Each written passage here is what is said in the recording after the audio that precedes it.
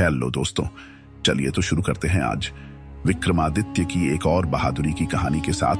प्राचीन काल में उज्जयिनी पर राजा विक्रमादित्य का शासन था। राज्य के एक सुदूर गांव में एक विशाल और खूंखार अजगर ने आतंक मचा दिया। विक्रमादित्य ने इस चुनौती को स्वीकार कर अपनी प्रजा की रक्षा के लिए एक बार फिर से अपने साहस का परिचय दिया। राज्य के दक्षिणी हिस्से के एक घने जंगल से सटे गांव में अचानक एक विशाल अजगर का प्रकोप शुरू हो गया। यह अजगर इतना बड़ा था कि वह पूरे गांव में डर और दहशत का कारण बन गया। अजगर अक्सर जंगल से बाहर निकलकर गांव के मवेशियों को निगल जाता और कभी-कभी इंसानों पर भी हमला कर देता। गांव वाले रात दिन भय के साए में जी रहे थे। उन्होंने अपने घरों से बाहर निकलना बंद कर दिया और खेती बाड़ी छोड़ दी। गांव का मुखिया और कुछ ग्रामीण उज्जयिनी के दरबार पहुंचे और राजा विक्रमादित्य से मदद की गुहार लगाई। मुखिया ने कहा, महाराज, हमारे गांव पर एक विशाल अजगर ने कब्जा कर लिया है।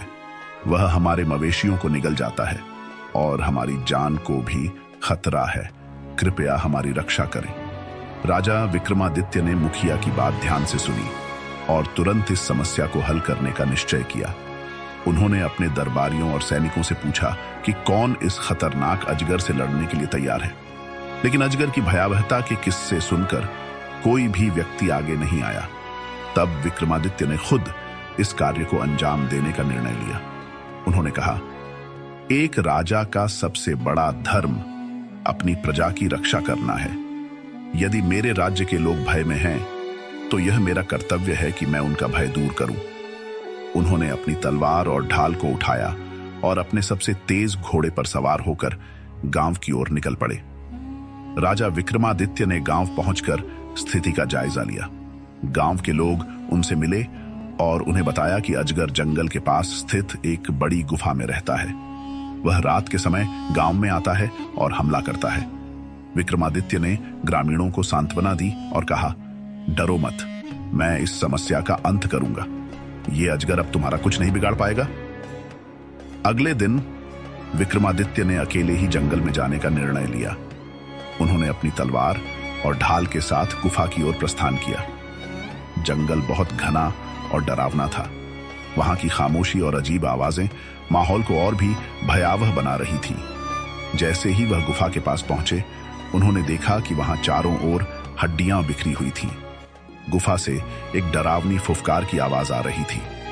यह स्पष्ट था कि अजगर अंदर ही है।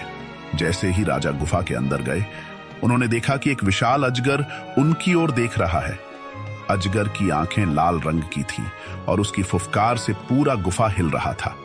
अजगर ने राजा को देखते ही हमला करने की कोशिश की। उसने अपनी पूंछ से गुफा की जमीन पर जोरदार प्रहार किया। विक्रमादित्य ने तुरंत अपनी ढाल उठाई और अजगर के हमले को रोका। अजगर ने अपना विशाल मुंह खोला और विक्रमादित्य को निगलने की कोशिश की, लेकिन राजा ने अपनी तलवार से तेज वार किया, जिससे अजगर के शरीर पर गहरी चोट लगी।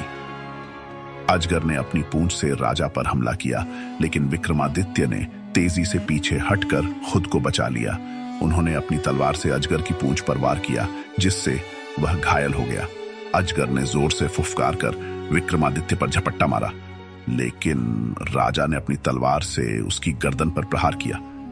यह वार इतना तेज था कि अजगर गुस्से और दर्द से तड़पने लगा। राजा ने अपनी सूझबूझ और बहादुरी से आखिरकार अजगर की गर्दन पर जोरदार वार किया, जिससे उसका अंत हो गया। विशाल अजगर जमीन पर गिर पड़ा और उसके प्राण निकल गए। विक्रमादित्य ने अजगर को मारकर गांव वालों को उसकी गुफा तक बुलाया। जब गांव वालों ने देखा कि वह भयानक अजगर मर चुका है, तो उनकी खुशी का ठिकाना नहीं रहा। ग्रामीणों ने राजा विक्रमादित्य का धन्यवाद किया और उनका जयकारा लगाया। उन्होंने कहा, महाराज, आपने हमारी जान बचाई। आपके साहस और कर्तव्य निष्ठा को हम कभी नहीं भूल सकते। विक्रमादित्य ने मुस्कुराते हुए कहा, यह मेरा कर्तव्य था। एक राजा का धर्म अपनी प्रजा की रक्षा करना है। अब तुम सब निर्भय होकर अपने जीवन को आगे बढ़ाओ। यह कहानी राजा विक्रमादित्य की निडरता, साहस और कर्तव्य निष्ठा को दर्शाती है।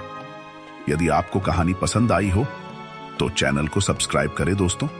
Thanks for watching.